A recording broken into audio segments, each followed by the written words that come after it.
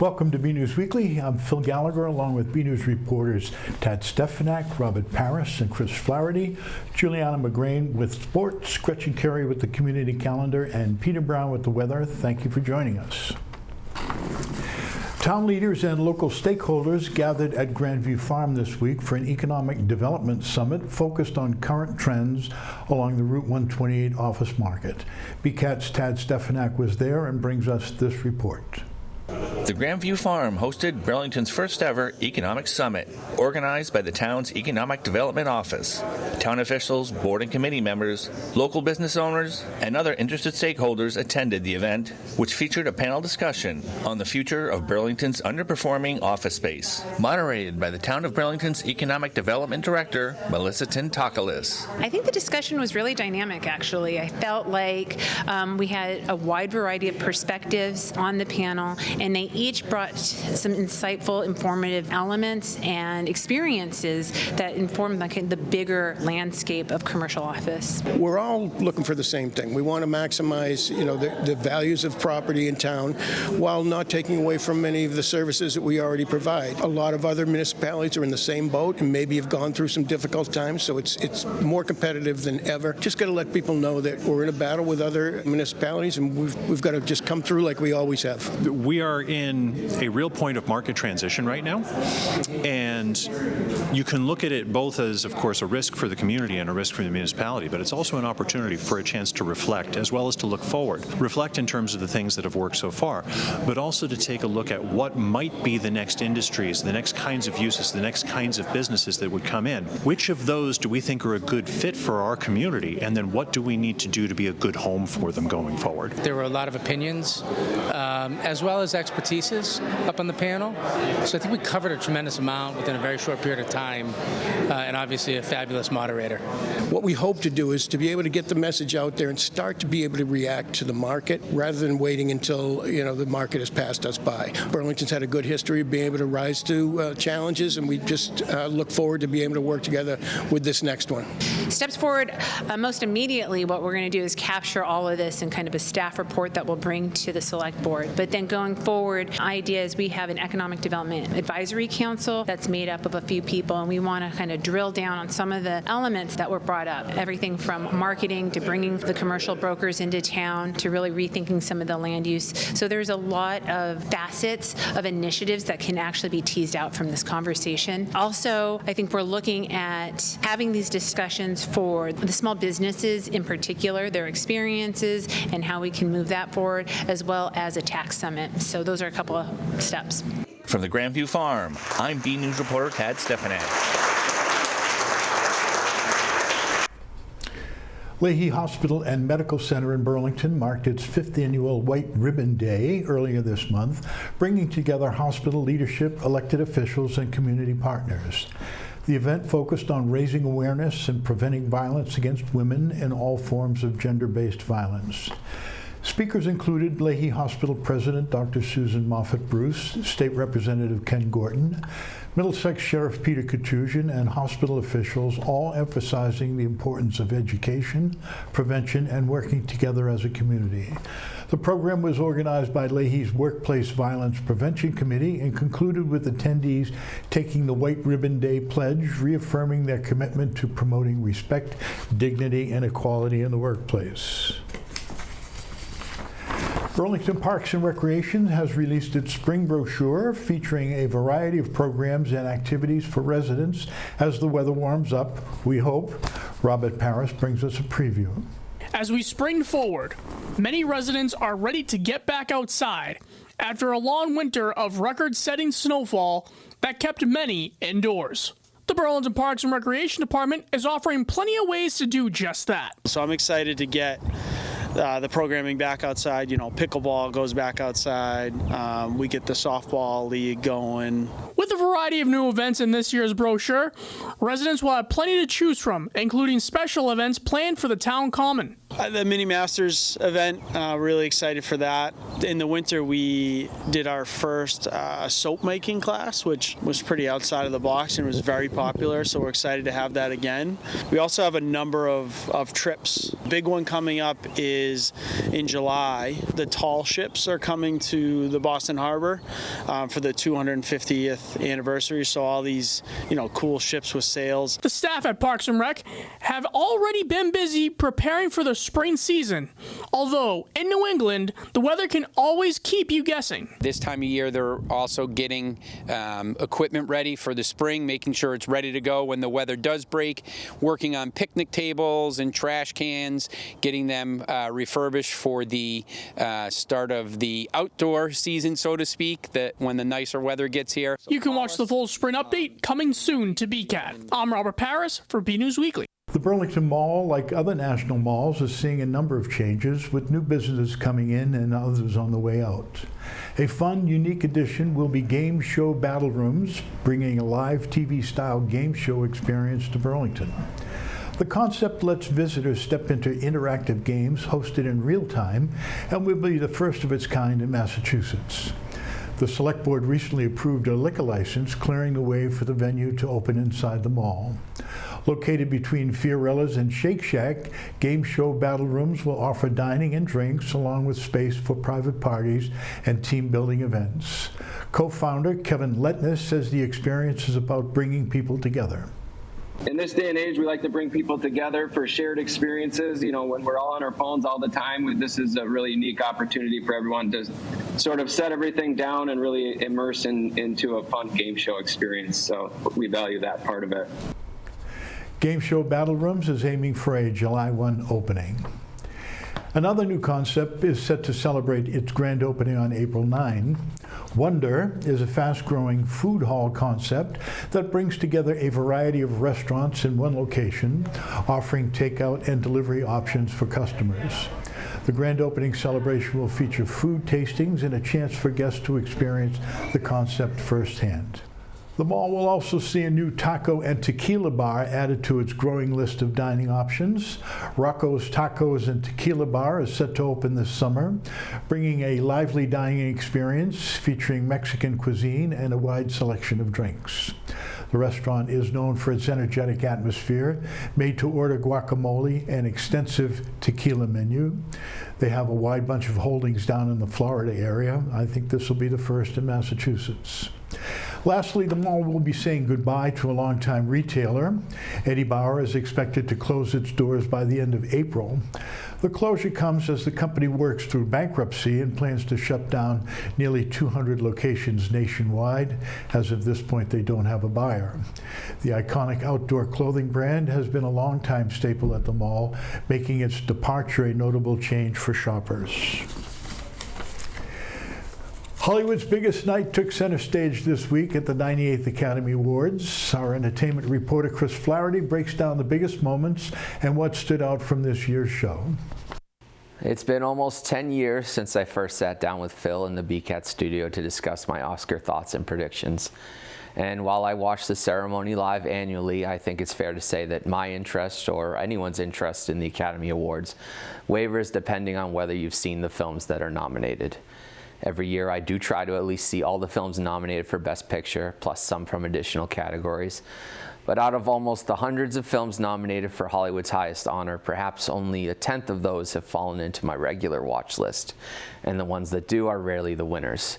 I've seen 2021's West Side Story plenty of times, but have only watched Coda once. The same could be said about 2018's Black Panther over Green Book.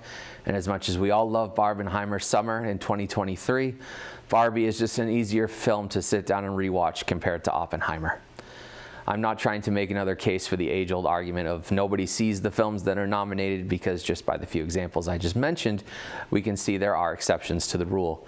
My point is, sometimes the film that is crowned Best Picture isn't necessarily the best picture in the eyes of every audience member. As I say on my podcast, Movies That Matter, entertainment is subjective, and that's not a bad thing. Last spring, Ryan Coogler's Sinners struck a chord with critics and audiences around the world, and for me personally was the first film I saw a second time in theaters since 2019. The hype was real, but given the Academy's sometimes short-term memory, the thought of a film generally loved by all, released in April, getting announced among the nominees almost a whole year later, seemed like a pipe dream. Lo and behold, Sinners broke the record for most Oscar nominations ever, with 16, including Best Picture. In all my years of watching and studying awards season, I've come to learn that most nominations doesn't guarantee most wins. Many believe that Academy voters would look at this achievement as a win in itself, and Sinners would walk home empty-handed.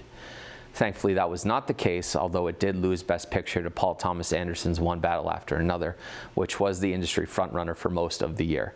But that didn't stop me and many others from believing that Sinners would pull ahead at the last minute. While Sinners didn't win Best Picture, it is important to note that Michael B. Jordan became the 6th black actor to win Best Lead Actor. Writer-director Ryan Coogler became only the 2nd black writer to win Best Original Screenplay, following Jordan Peele for Get Out. Autumn Gerald Arkapaw became not only the first person of color, but the first woman to win Best Cinematography, and she was also only the 4th woman ever nominated in that category. And composer Ludwig Göransson won his 3rd Oscar for Best Original Score. Sinners definitely made history last night. One Battle After Another went home with 6 wins, including first-time wins for Paul Thomas Anderson for Picture, Director, and Adapted Screenplay. And after 14 nominations throughout his career, last night proves that perseverance does pay off. The same can be said about Amy Madigan for Weapons, who took home the award for Best Supporting Actress nearly 40 years after her first nomination for 1985's Twice in a Lifetime. Despite One Battle grabbing a few awards away from Sinners, I was very happy with the results of the evening. But I'd like to leave you with some words Paul Thomas Anderson said when accepting his trophy for Best Picture. In 1975, the Oscar nominees for Best Picture were Dog Day Afternoon, One Flew Over the Cuckoo's Nest, Jaws, Nashville, and Barry Lyndon. There is no best among them. There is just what might be the mood of the day. Whether your favorite of last year was Sinners, One Battle After Another, or something that wasn't even nominated like Materialists or Superman, the films that will stand the test of time are the ones that form a connection to audiences. Entertainment is subjective, and that's not a bad thing. Until next Oscar season, this is Chris Flaherty for BNEWS Weekly. After a stretch of unseasonably cold weather, temperatures are slowly moving in the right direction. Peter Brown has your forecast right after our community calendar with Gretchen Carey. Hey everyone, I'm Gretchen Carey, and this is your community calendar. On March 28th from 7 to 11 p.m., the Friends of Burlington Lacrosse will be having a kickoff event at the Burlington American Legion. For more information and to register, go to our website.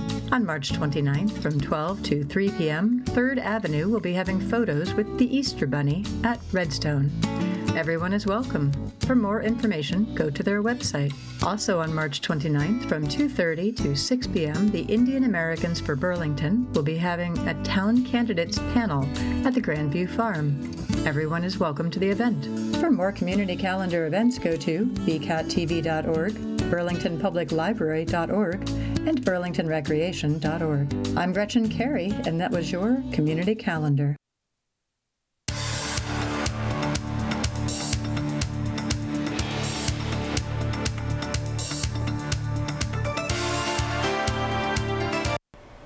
Well, hello everyone, and this is Peter Brown with your weather for the next 7 days.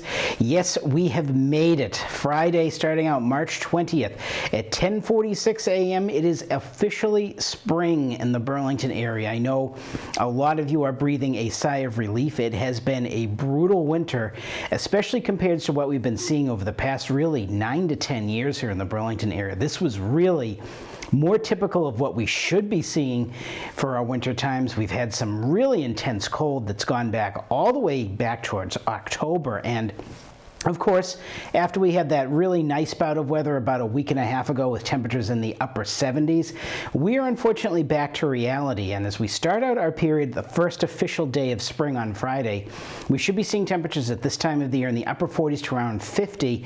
That's about where we're going to be. So it's going to be a fairly pleasant day out there on Friday. Doesn't look again like anything really warm out there, so you're definitely going to still have to have that jacket and sweater handy. As we round out the period, look at this, getting towards the end of March already, we should be seeing temperatures at this time of the year in the low 50s, and unfortunately, Looks like winter is really going to be trying to hold on here in the New England area, when we're going to be seeing temperatures probably a good 10 degrees below average as we round out the work week. Of course, now since we have sprung ahead in terms of time, our sunsets are now happening at almost 7 o'clock at night, so at least that is some real recognition of the spring season that is at hand. So as we go ahead, let's take a look at the Climate Prediction Center is calling for us in terms of temperatures and precipitation. And looking at our precipitation map, they are expecting us to have an average chance of precipitation. Again, that's good news. Doesn't look like we're going to be seeing much in the way of too much wet weather, not really talking about any snow out there. We do, however, still have to keep working on that drought that we have going on in most of southern New England. We really have to keep an eye on that, especially as we start to get towards some of the warmer months ahead. As we take a look at our temperature map, this again is going to be nothing surprising here again. Of course, it looks like just our lonely area here in the Northeast, especially here in New England in the Burlington area, we are expecting temperatures to be below average. Now, if you are traveling out west or have been out there, you will know that if you have been in Los Angeles or Phoenix over the past few days, they have been seeing temperatures in the 100s. In fact, some places in the desert Southwest have already reached near 110 degrees. So that winter warmth is going to be continuing to spring. They really have benefited from some extremely warm weather this winter, something we have not seen much of at all here in the Burlington area. So let's go ahead, let's take a look at those 7 days of weather coming up. And again, not the best forecast, not horrendous either, but if you're really one of those people who love the warm weather like I do, this really is not what we want to be seeing as we're heading in towards nearly the final full week of March. Again, starting out our period on Friday, going to be fair skies out there, temperatures average for this time of the year in the upper 40s. Now, Saturday and Sunday, we are going to be adding in that chance of some spotty rain showers. Doesn't look like it's going to be completely soggy out there. Looks like we'll have some sunny breaks. We may have to bump these temperatures up a little bit. They are calling for us to right now look like temperatures are going to be in the lower 50s, but none of that breakaway warmth like we saw a couple of weeks ago here around Burlington. Now, as you return back to work on Monday, those showery conditions are going to continue and temperatures cooling down again, back down into the mid 40s. And with some of those drizzly showers out there, it is going to be kind of raw when those are coming through. And of course, after that, we are going to see a cold front come through, and on Tuesday, back to fair skies, and yes, temperatures in the upper 30s again. Now, right now, looking at the latest weather models, Wednesday and Thursday getting in towards the middle to end portion of next work week, looks like it's trending a little bit warmer than this, but it is still going to be at least, I think, what I'm seeing right now on Wednesday, temperatures in the mid to upper 30s, getting closer to 40 as we get in towards Thursday. But again, just really chilly out there for this time of the year. Winter is definitely not giving up without a fight. So everyone, get out there, enjoy the weather, and have a great week. The Red Devil Unified Bowling Team is back for its second season, continuing to bring students together for fun and friendly competition at King's. Robert Paris visited the team and has this report. Hey everyone, I'm Robert Paris. We're down here at Kings Bowl on 3rd Avenue as the Red Devil Bowling Team is competing in their second season. We're going to check out the festivities and see what it's all about. Kings in Burlington has become the home of the Burlington High School Unified Bowling Team. Now in their second season on 3rd Avenue, the Red Devils spend their Monday afternoons hitting the lanes and competing alongside other teams in the Middlesex League. Middlesex League decided that we wanted to add some additional unified opportunities for kids. Basketball has been such a huge hit for us, and it's been amazing. So bowling was our next great adventure. Kings in Burlington, so our home court advantage to start having some bowling opportunities, and they've been great. And some of our BHS alumni are here working here, so they invited us in, and now we're here full time. It's very exciting. This year we've almost doubled the size of the program, so it's great to get more kids involved, and it's been a really fun adventure so far. For the students, it's about more than just bowling. The program gives them a chance to enjoy the atmosphere, meet new people, and spend time with teammates outside the classroom. I just like hanging out with my best friends. That's why I like this place. We got a lot of stripes, and we win every time, but sometimes we win or lose, but we're the best. I get scratched every time, yeah. The people I'm bowling with, they're very nice every time. It's just a fun game to be had all around. Probably just the people I meet, like Ethan here. I mean, we get to have a great time. It's really fun. it's like you don't really get many experiences like this outside of this, so it's great. And while there may be strikes and spares along the way, the team doesn't keep track of wins or losses. For these bowlers, the focus is simple. Have fun, be together, and enjoy the game. Looking what we're doing with kids and enjoying the opportunities that we're bringing to kids, I think that really says it all. Yeah, it's just great to see the kids have fun, get out, they're energized, and like we said, it's almost double the size of the program this year, so we know that the kids are really enjoying it. Well, that was a fun day we had here at Kings Bowl on 3rd Avenue. I'm Robert Paris for BNEWS Sports. Juliana is off this week as the Red Devil spring season is just getting underway. However, Robert does have a Red Devil shout-out, which goes to the Burlington Youth Hockey 8th grade team who captured the Valley Middle School Championship. A moment these players will never forget. Let's have a look. The 8th grade Burlington Youth Hockey team captured their 3rd Valley Middle School Championship back in February after defeating Linfield 7-3 in the semifinals. They faced Reading in the championship. Tied 1-1 after 3 periods, the game went to overtime and then a shootout, where Burlington secured a 2-1 victory to claim the title once again. Head coach Brian Griffin has been with this group for 4 years, starting with them back in 5th grade. We stopped by Jack's Coal-Fired Pizza, where the team celebrated their championship win. Well, they got 3 of them. It wasn't 3 in a row. We won 5th grade. And then I believe 6th grade we lost in the finals, and then we won 7th and 8th grade. So what a ride. I mean, awesome. These kids are awesome. It's incredible. And they're playing with their friends, and it's Burlington kids, so it's just great. They're great kids. It was an outstanding season for this group of rising athletes. And now that it's over, Coach Griffin says the camaraderie built over the years is what stands out the most. It's all about them and no complaining. The parents are great. The assistant coaches, Jimmy and Sean, have been great. It's been a real whirlwind. I'm glad. It was a great 4 years. Winning another title was something special, and to go out on top made it even more memorable. We're the 8th grade champs. Congratulations to the champions. We can't wait to see what's next. This is the Red Devil Shoutout. Local photographer Kevin Carnell captured this shot of 2 eagles perched in the same tree at Mystic Lakes in Winchester. He says it's pretty cool to see 2 eagles perched in the same tree, let alone captured on camera.